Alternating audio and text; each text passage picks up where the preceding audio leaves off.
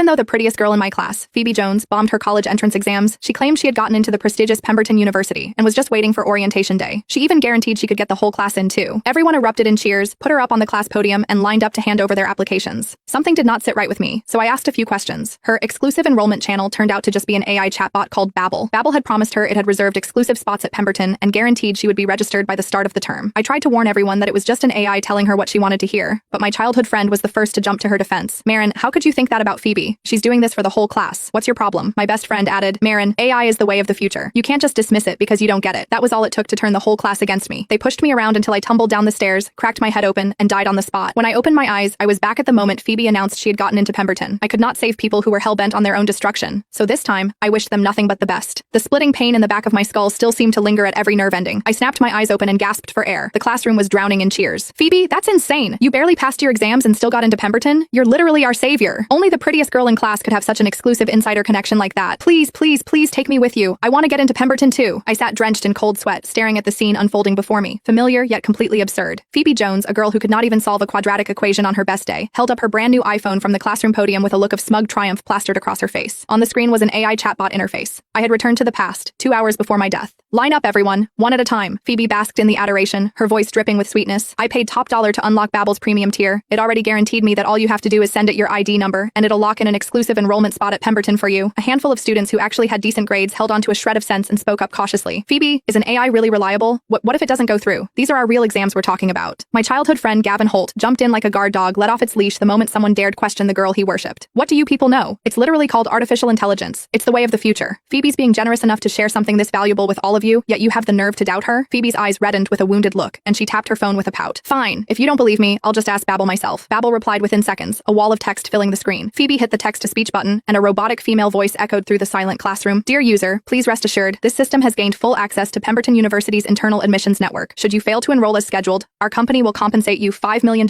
in emotional damages. We have a top-tier team of hackers working to ensure your success. The classroom erupted the moment they heard $5 million. Holy crap, $5 million. So even if I don't get into Pemberton, I'll walk away with $5 million. That's a win-win situation. Phoebe, sign me up. I don't even care about getting in. I just want the $5 million.